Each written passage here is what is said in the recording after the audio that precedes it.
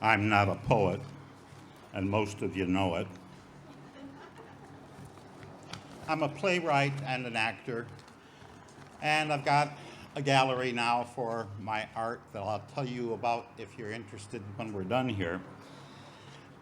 I read to you a poem a couple of years ago, maybe a year ago, about an African-American boy who was my classmate, and an experience with him in 7th grade.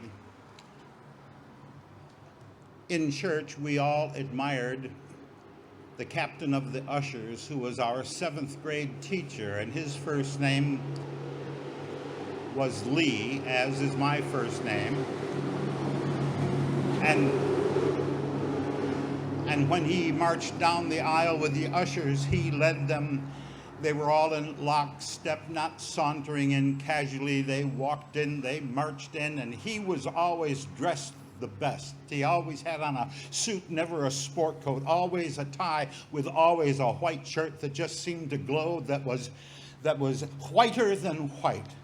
My favorite teacher, homeroom teacher, an English teacher in 7th grade, and one day he came into the classroom, and the fellas there, Bobby and Dickie and Vaughn and Robert and Jimmy and Archie and I were messing around, throwing erasers and just raising hell, you know, and he walked in and he shot the room a glance like that, and he looked at all of us. He said, "Archie, in the hall."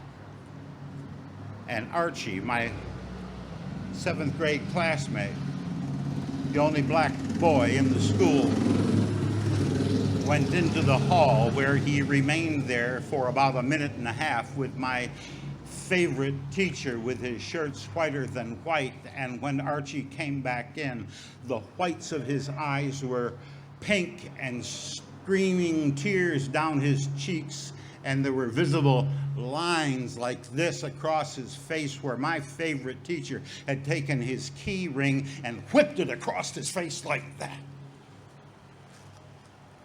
My favorite teacher, whiter than white. Archie plays a part in my reminiscing in a new play that I've written that is called The Last Call, and I believe it'll go on the boards in July or August. And I do some further reminiscing about Archie in this play, about the character, my character, who is standing for the governor's chair of the state of Florida. And I would reference Archie again in this poem for you. It's called Headlocked. Headlocked. Archie, the only black boy in school, he and I went at it on mats one day in the gym. Archie and I, both 7th graders, were two nobody messed with. 30 kids gathered around to see who would win. I had him in a headlock and he couldn't get free. I had such a good grip on him, I knew I could hold on to him forever. Sooner or later, he'd cry out, "I give, I give, I give."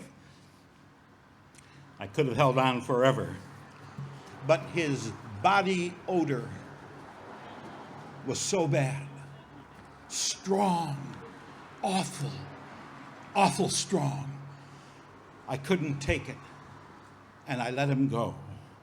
10 feet apart, we started over, and years later, I told folks about that wrestling match. They said Archie and his older sister, Ruthie, were foster children who lived in a shack out in the country with no running water for bathing. 60 years later, I tried to find Archie. Old friends knew nothing. Then on Facebook, I was told he went into the city, got into drugs, and now he's dead. Oh, Archie, Archie, Archie, I had you in a headlock, in an embrace. I wish I hadn't let you go. Archie, I didn't know so much we all didn't know. I'm still wrestling with you, and now you've got me in a headlock. and I can't get free. Enough. I give, I give, I give. Thank you.